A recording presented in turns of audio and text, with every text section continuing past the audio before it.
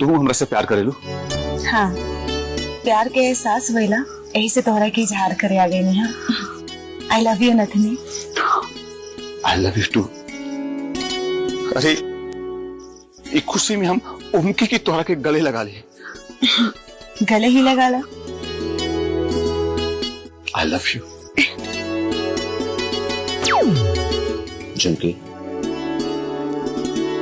बतावा, हम तक बहुत प्यार करेला। दुनिया में अगर केहू से प्यार करेला तो सिर्फ और सिर्फ तुझसे। आई लव यू झुमकी।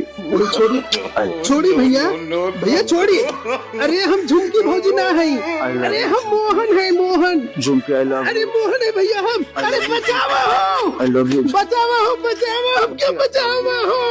अरे दौड़ा हो। अरे क्या हुआ?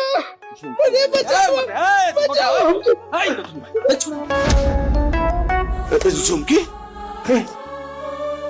झुमकी कहाँ गई हमारी झुमकी? झुमकी रतिया में। झुमकी, अरे अभी तेंजे रही, कहाँ चल गई? दिखाई नहीं पड़त। हमके पता तू कहीं छुपल हो, हमरा खातिर परेशान करे खातिर। झुमकी, ए झुमकी।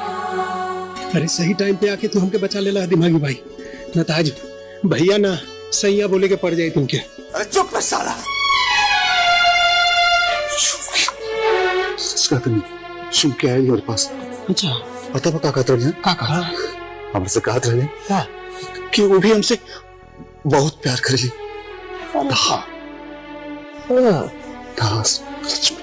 ए मर्दवा, ए नथनी भाई, ई रात है, आ रात में लोग सपना देखेला, मतलब कि तू सपना देखत रहला हो।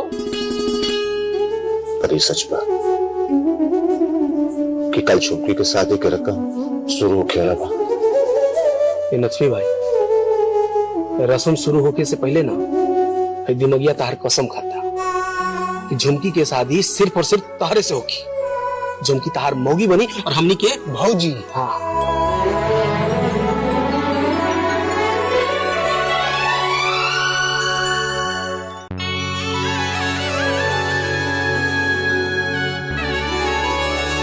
अपना लाडो के हरदिया लगाओ ए सखी, अपना लाडो के हरदिया लगाओ ए सखी, लगाओ ए सखी, तू लगाओ ए सखी, लगाओ ए सखी, तू लगाओ ए सखी।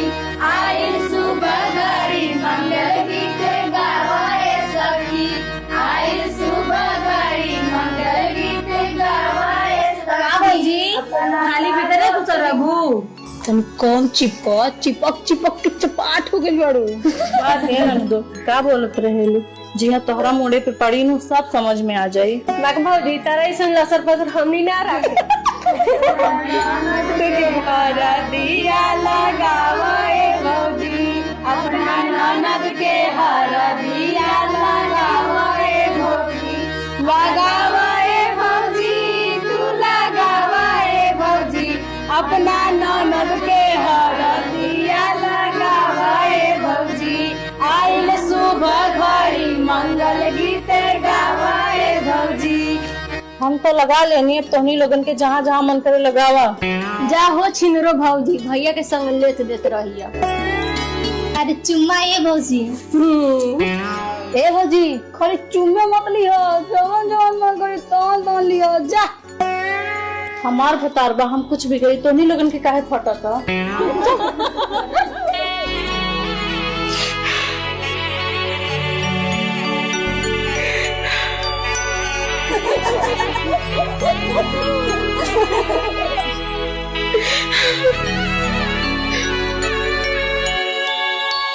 का भेल जी, काहे रो बताड़ू?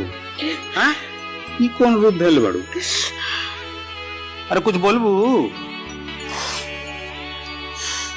आज हल्दी बा, कल मटकोर होई, ओकर बाद बेटी विदा हो जाए।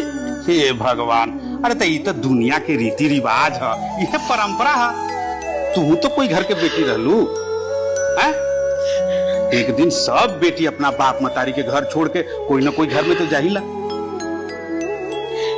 फूल जैसे हमारी बेटी के पोसे पाले, हम घर में कैसे रहे? अरे इन्हें देखा, हम हूँ एकर बाप हैं। और जौना घर में हम बबनी के ब्याह थे ना, वो कोई छोट मोट घराना नहीं थे। कुल नौकर चाकर बा, गाड़ी छकड़ा बा, ऐसो आराम बा, कोनो चीज के तकलीफ कोई ओकरा हैं? आंसू पोछा समझला। अब अभी ढेर काम करल बा, शादी ब्याह के घर है। और देखा तनी बबनी लगे, देखा कैसे फूल जैसन खिला था।